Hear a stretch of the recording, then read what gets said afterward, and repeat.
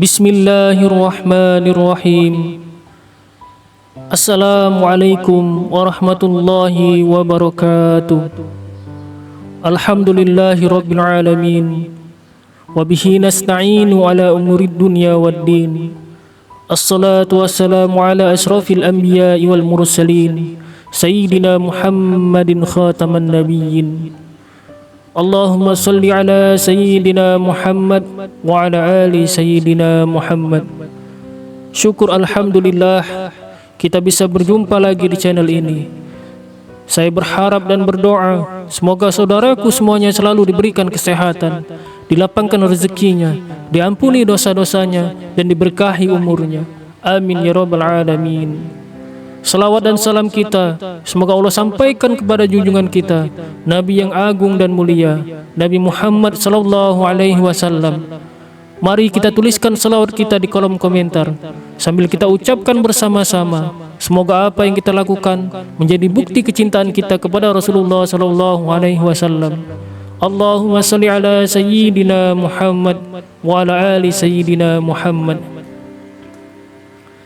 Saudaraku yang dirahmati oleh Allah Subhanahu wa taala, semua perempuan muslim tentunya sangat menginginkan kebahagiaan, tidak hanya di dunia namun juga di akhirat.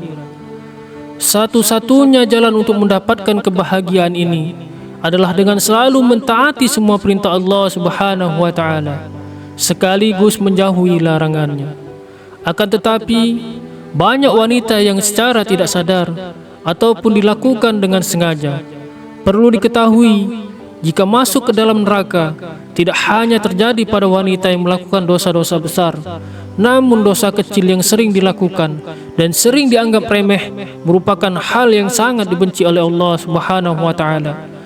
Berikut ini adalah beberapa dosa wanita yang sangat dibenci oleh Allah Subhanahu wa taala sehingga harus diwaspadai dan dihindari. Yang pertama adalah mengabaikan suami sebagai kepala rumah tangga. Di dalam Islam, suami merupakan pemimpin dalam sebuah rumah tangga sesuai dengan peraturan dalam ajaran Islam serta sabda Rasulullah sallallahu alaihi wasallam.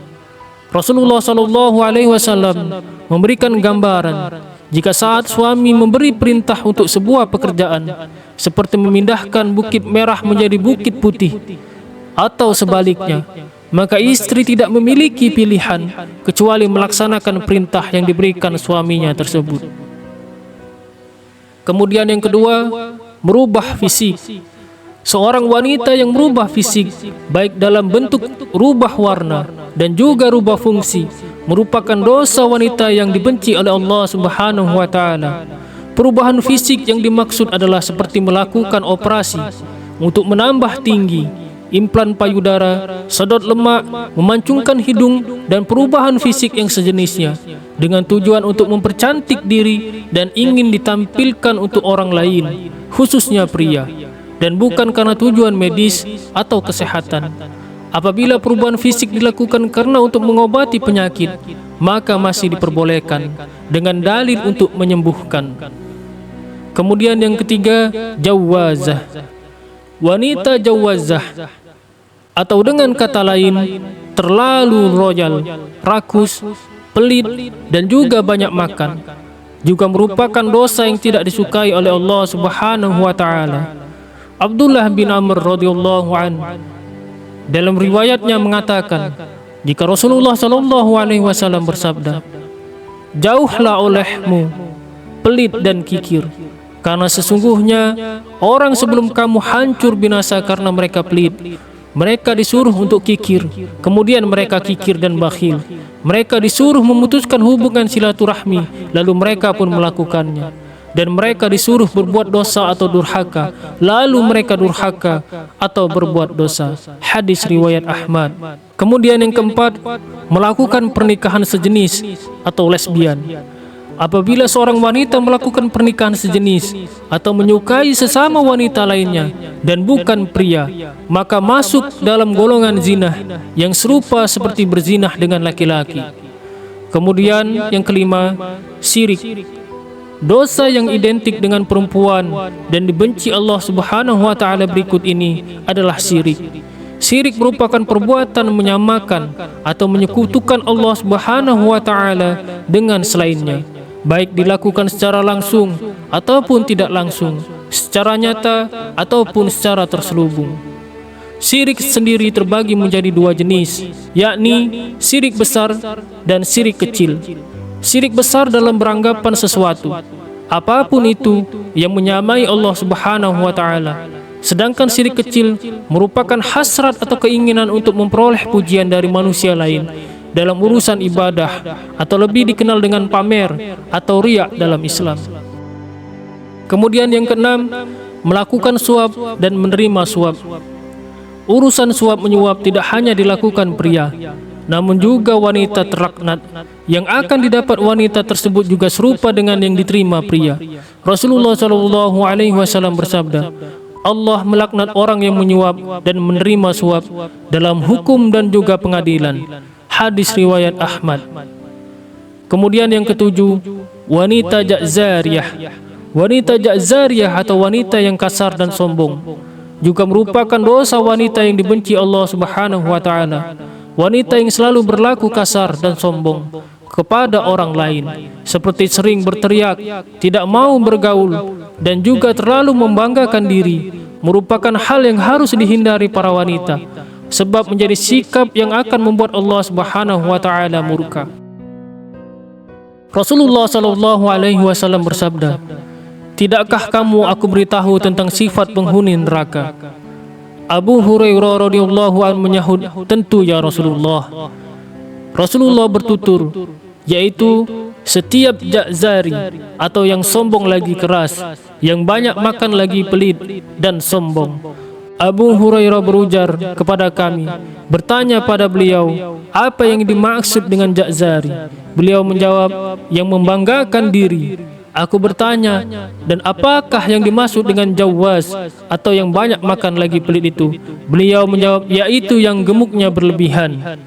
Abu Hurairah radhiyallahu an berkata, Rasulullah SAW telah bersabda, sesungguhnya Allah membenci setiap orang ja'zari atau sifat sombong dalam Islam lagi kasar, jawaz yang banyak makan dan pelit zakat, yang suka berteriak-teriak di pasar, yang tidur seperti bangkai, dan laksana keledai pada siang hari. Hadis riwayat Ibnu Hibban. Kemudian yang kedelapan, menolak hubungan suami istri.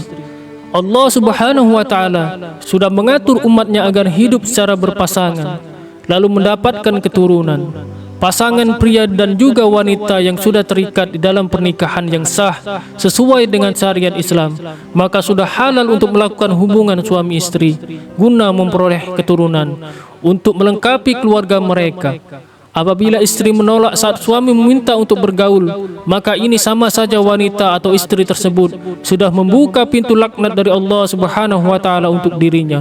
Sebab ini merupakan kewajiban wanita dalam Islam, kecuali di saat wanita sedang sakit atau sedang menstruasi, maka diwajibkan wanita untuk menolaknya.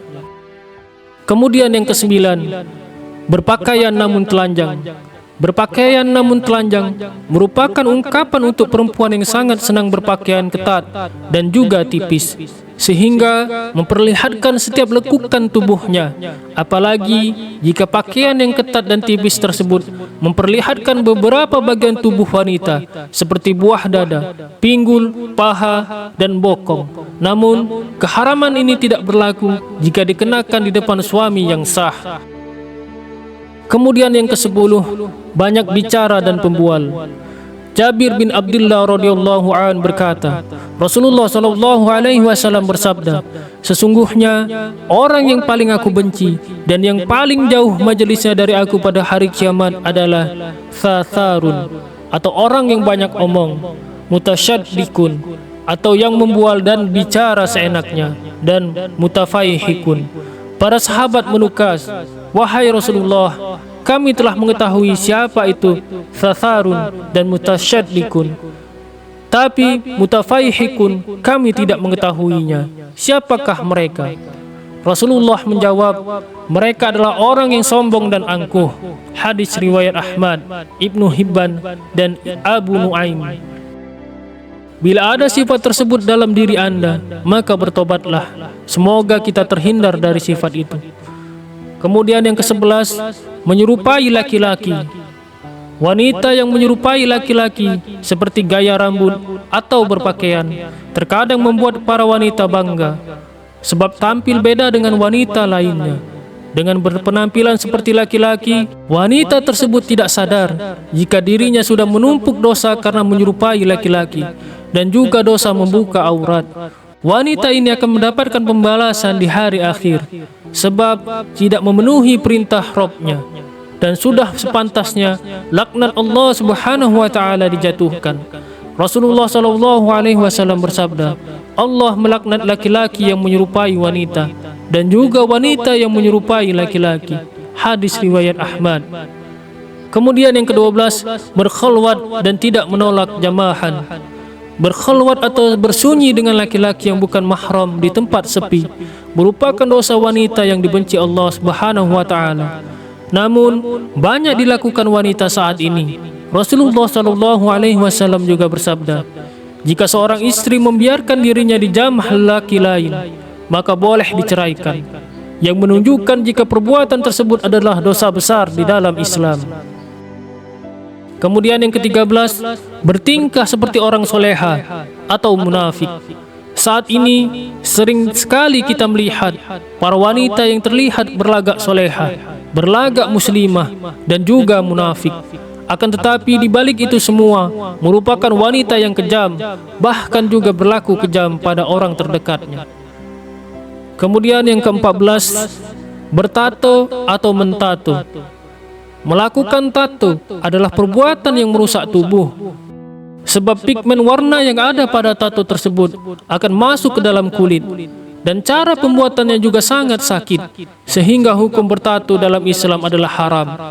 Jika dulu tato identik dengan orang yang jahat, kini semakin meningkat dan dikatakan sebagai karya seni, gaya, dan juga gaul, yang semakin memperlihatkan kaum liberal serta sekuler yang memegang prinsip kebebasan berekspresi sebagai lambang keberanian dan juga kecantikan. Hal inilah yang membuat tidak sedikit wanita zaman sekarang juga mentato dirinya. Rasulullah sallallahu alaihi wasallam bersabda, Allah melaknat wanita yang mentato dan minta ditato. Hadis riwayat Bukhari. Tato bukanlah sebuah karya seni, namun sebuah dosa yang akan membuat seseorang mendapatkan laknat dari Allah Subhanahu wa taala, dan tidak berlaku untuk wanita yang ditato, namun juga untuk wanita yang mentato. Kemudian yang ke-15, menghilangkan bulu pada wajah. Menghilangkan bulu wajah seperti alis seringkali dihilangkan wanita hanya untuk kecantikan saja dan tidak memperdulikan dosa yang akan dihadapi. Wanita rela untuk menjalankan operasi laser dan sejenisnya hanya untuk menghilangkan bulu di wajah tersebut. Ini bukanlah cara untuk mempercantik diri dalam Islam. Ini mengartikan jika alis yang sudah diciptakan oleh Allah Subhanahu wa taala tidaklah cantik, sehingga harus disempurnakan kembali, dan akhirnya melakukan segala cara meskipun menyakitkan. Allah akan menjatuhkan laknat sebagai ganjaran untuk wanita tersebut. Kemudian yang ke-16, menyambung rambut. Hanya karena alasan untuk kecantikan, wanita sekarang ini juga banyak yang menyambung rambut mereka, baik untuk dengan rambut asli ataupun rambut tiruan, yang serupa dengan rambut miliknya ataupun berbeda. Dan hukum menyambung rambut adalah haram, sedangkan menyambung tersebut dilakukan hanya untuk memperoleh kecantikan dan membuat wanita tidak ingin mengenakan jilbab, sebab ingin memperlihatkan keindahan rambutnya tersebut, sehingga dosa semakin bertambah, yakni dosa membuka aurat. Kemudian yang ke-17, berpergian tanpa seizin suami. Dosa berikutnya yang dekat dengan wanita adalah bepergian tanpa meminta izin dari suami, sebab Islam memandang wanita yang melakukan perjalanan meskipun dengan tujuan baik namun tidak diizinkan suami merupakan hal yang berdosa menurut Islam. Saudaraku yang dirahmati oleh Allah Subhanahu wa taala, demikianlah penjelasan terkait beberapa dosa wanita yang paling dibenci Allah Subhanahu wa taala. Semoga dengan penjelasan di atas memberikan pencerahan bagi kita, terutama wanita, agar bisa mengurangi dosa-dosa yang kita lakukan di dunia. Allahu a'lam bishawab. Demikianlah yang bisa saya bagikan. Semoga bermanfaat untuk kita semuanya. Assalamualaikum warahmatullahi wabarakatuh.